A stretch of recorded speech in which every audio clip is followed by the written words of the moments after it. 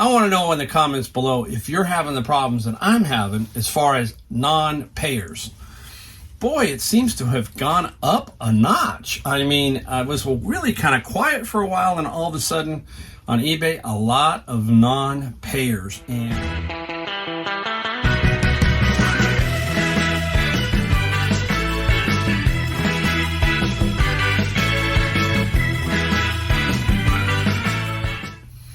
hey everybody, Mike, Golden State Picker, sitting in the garage here. Standing in the garage. We're going to talk about a few things. We're going to show you some items that we sold. Nothing that we found. We're going to try and keep this video a little bit more condensed. I really want to try and put up just a few more videos, kind of more up to date as far as not letting them get too far behind. That was my biggest problem. So I'm going to try this and see if I can do this. We'll see. The life of a reseller is not just this type of stuff, especially a YouTube reseller. We are busy behind the scenes. It's tough. So some of these other guys that are doing it majorly, I have no idea how they pull it off, because I get so swamped with just other stuff. But I love to keep putting content out so I can show people and help people. Today we're going to talk about two things before we get to this. We're going to try and keep it brief. First off, it's the love-hate eBay relationship still going on. And what is it? Hey, non-payers, they're back. They seem to be back in a lot bigger way. I don't know what's going on. I've had quite a few, and it's frustrating. It is the same old thing over and over. And if we remember back in August, the great CEO of eBay said he was going to take care of it. We're working on it. We're working on it. How hard can it be to just tell the buyer, you know what? Here you go. Pay up or buy or buy. We get these super restrictions, right? If we have what they call defects or whatever it is, whatever word they use, and you have too many of those, you're restricted, then you're suspended and all that other stuff. How about you give these buyers one shot and then you're gone? That's the way I feel about it, because it's a game. It is a game with a lot of these people. And how about they send me a note and they say, hey, you know what? I would appreciate that. Say, I can't buy it. That's fine. But I never hear nothing from them. And that's frustrating. And, what happens here is why we get frustrated with it, at least from my angle, is that sometimes when that happens, you have to wait for the cancellation, or you have to go in and cancel and say non-payer. And then you got to make sure you get it relisted. Sometimes if it rolls and it'll say, not eligible for relisting, so you have to go back in and hit sell similar, all that kind of stuff. So you could accidentally miss a very important item, and it can just sit on your shelf and not be sold. So that's a big issue. And again, I don't understand the fascination with all these. I'm sorry, folks. I was in retail. I understand. In retail, the customer was not always right. Hate to tell you that, okay? Some people are gonna hate me for that, but you show me where it says in any law that the customer is always right. Some guy sat around and said, let's do this, okay? Maybe in Amazon, I don't know who it was, it goes way back. But that's not the case, okay? That is not the case. And we need to get back to where some sellers have some more rights, okay? Because not every seller is a bad seller, and not every buyer is a bad buyer. But you know what? Start protecting some of the sellers. That's the way I feel about it. We need some more protections. Boy, we've got the strictest things on eBay. If you break something and have to cancel, that hurts you. Accidents happen. Why should that hurt you? Okay, personally, why should that hurt you? But it does. You're constantly looking at the metrics, right? You don't want to have that problem where you go down from a top rated, whatever, negative feedback, all that crap, all that, I can go on for hours on it. But eBay don't really give a rat, all right? Most CEOs don't give a rat. Most politicians don't give a rat. They blow smoke at you. They tell you one thing, it's called talking points. Then they tell everybody else to say the same thing, that we're going to take care of this issue. We're working on this issue. How hard can this issue be to work on? It's basically put a button up there and say, hey, you know what? You got to pay before you accept. Something along those lines, okay? But they don't care. They don't care. And it's that love-hate relationship that I have with eBay. I love that I can make a living on eBay, but I hate certain things. And you got to keep hammering these guys. If you don't hammer these guys, then they're just going to take advantage of you. That's my opinion on non-payers, all right? And they seem to be coming out of the woodwork a lot more lately. So I don't know if it's the recession. Oh boy, we already in a recession? It's inflation. I don't know what it is, but it's something screwball. All right, up next after that is, hey, if you're an Amazon seller, April 28th, you probably already know, fees are going up 5% surcharge. So what's going to happen is, if you have, let's use an example here. Let's say you have $1,000 worth of fees, right? $1,000 worth of fees in a month. You're going to pay a surcharge of 5% or $50. That's $50 less in your pocket. Remember what we talked about with inflation, everybody with inflation. It is across the board, okay? And when they tell you it's 7 or 8%, it is not 7 or 8%. That's the blow the smoke at you, okay? It's higher. We all know that. But they will tell you, and their minions will tell you that, hey, it's 7, 8.5%, whatever it is. But we know it's higher because what do? They pull fuel and they pull food out of those numbers. Why are we paying higher fees with Amazon? Mostly it's fuel related because they have to deliver all this stuff around. Most of it's that, okay? That's pulled out of the inflation numbers so that they can, make it sound better. If they had to put those back in, oh boy, right? Oh, you know what? And the other effect of it is this. They just announced that this coming October, Social Security checks are probably in for the biggest increase since, I think, 1980, roughly. Going to be probably 9%-ish, 9, maybe 10. Let's call it 10, because they're tied to the CPI. And right now, CPI is high, and it's not going down anytime soon. So you're going to get a nice boost if you're on Social Security. You're going to get some money out of that. But you're still probably just treading water, because everything else, it's really not what the number is. They might give you 9, but it's really 13 or 14. And if it keeps going, it just gets worse. So fees, they're going up on Amazon for a surcharge. Now, surcharge, usually they put that on and hopefully it will go away. It probably will, but who knows how long. Let's say it takes a year. If you do $20,000 in fees, that's $1,000, right? $1,000. So, yep, more money out of everybody's pocket. It's just out of control. I don't know, guys. We just got to keep plugging on. There's nothing you can do. We can sit there and scream about it, but there's not enough of us to make, I hate to say it, it's just, with the country as divided as it is, it's just a malaise, and it's just cycling up, down. What's next? The recession. What's next? Who knows? So we've got to, I'm positive, because I feel on eBay and on Amazon, you can make good money and still ride through any kind of recession. I think you can really do that.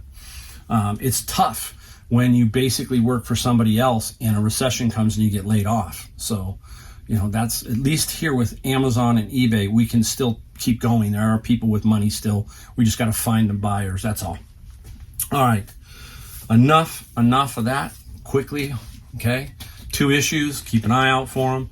Now we're going to get into some things we sold. Had a good day. Of sales. Today, my total is $1,023. Now, that does not include shipping. Some people will include that and then tell you that number. I don't. So this is $1,000 sales gross. I'd have to take my cost of goods, my eBay fees out of that, but just there to show you what I sold. And that's a nice day. All right.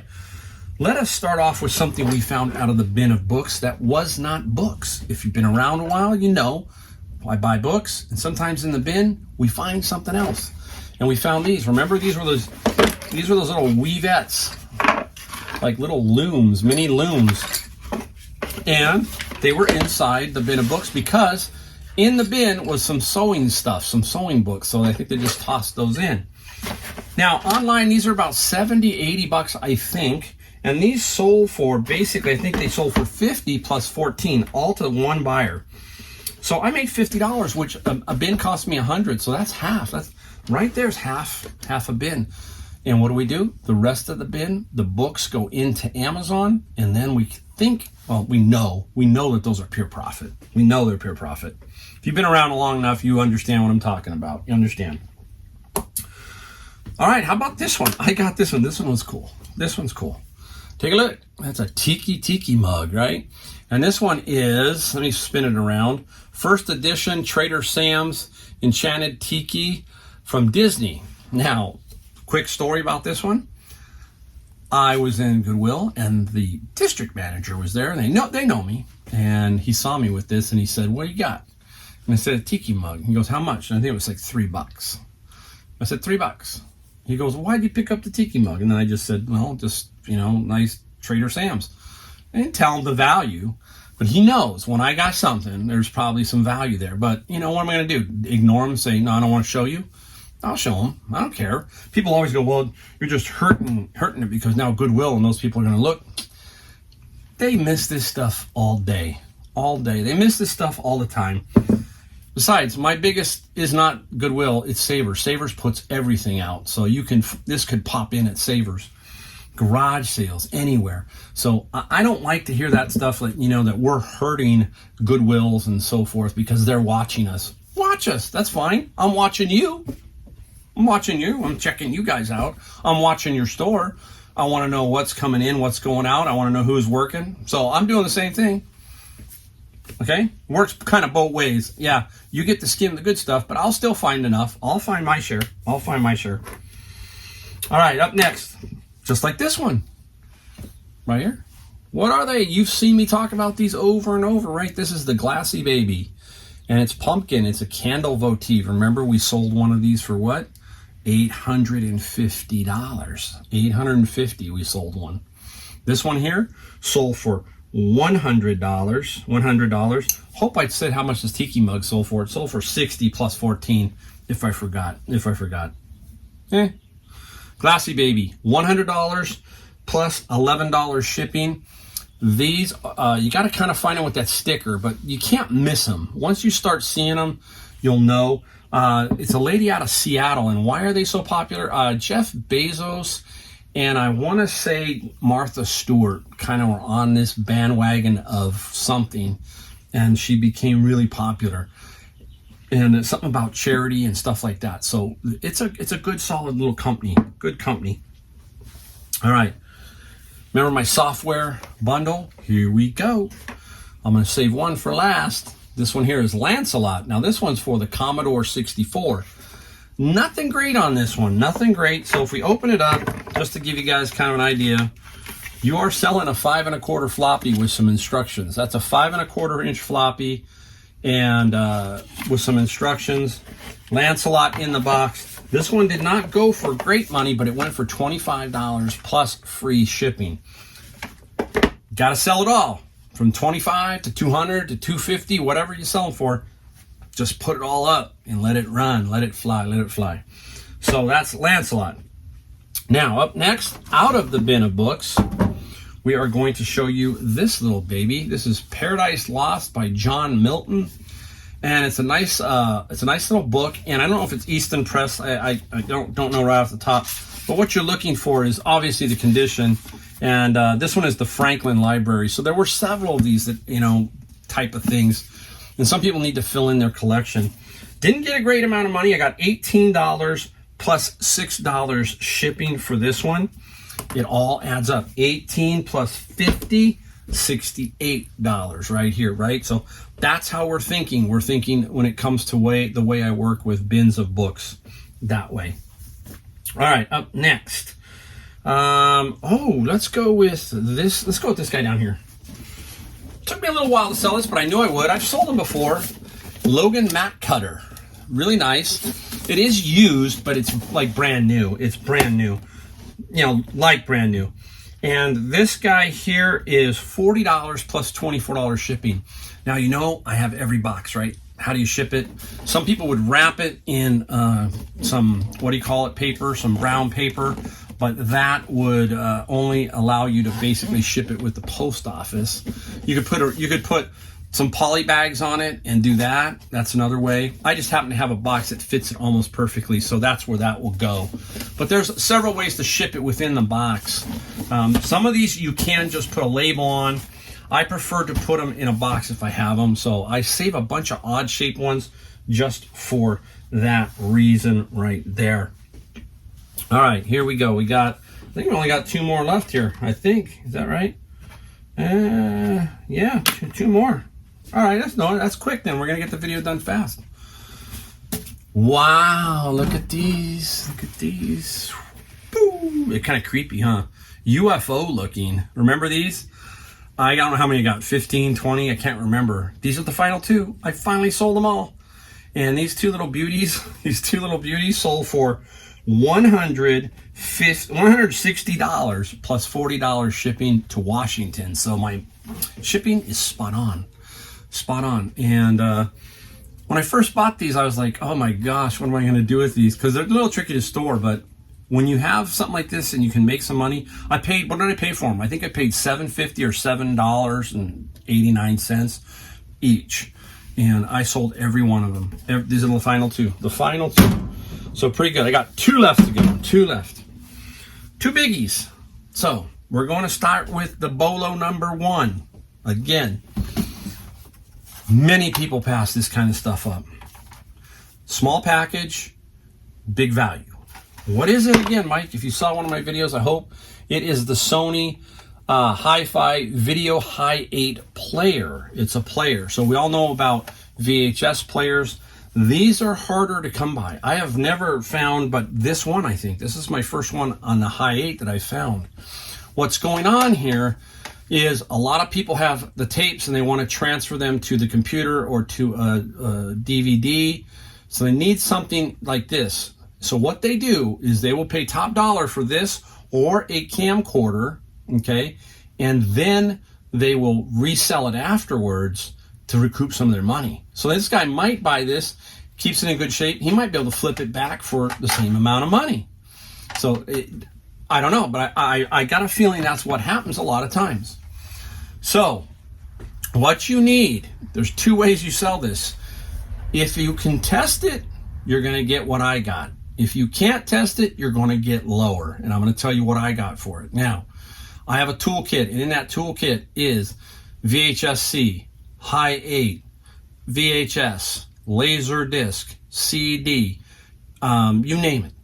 I collect these when I find them, 8-track tapes, all that kind of stuff, so that we can test these kind of units. Now, this one sold for $400 plus, where's the shipping? $30 shipping. Now, if it's untested, it's about $250. So there's a big jump just by testing it. And what I have is I have a little TV. The TV gets plugged right in, the tape gets in, and off and running you go. And once you see it working, it's like, yeah, there you go. So be on the lookout for that kind of stuff. It's really, really good. Now, the last, be on the lookout, we've been talking about this in a couple of videos right now, is the old Apple software. Here's one right here. This one is Strategic Simulations Wizard's Crown. Look at that, really nice in the package. Sold for $170 plus $9 shipping. Wow, right? So there's a lot of good stuff still out there, people. There's a lot. You just got to keep looking. And if the more you look, the more you're going to find this stuff. That's all I can tell you. It's not rocket science. Network, keep moving, keep looking. Eventually stuff falls into your lap. I'm proof of that. I am proof of that.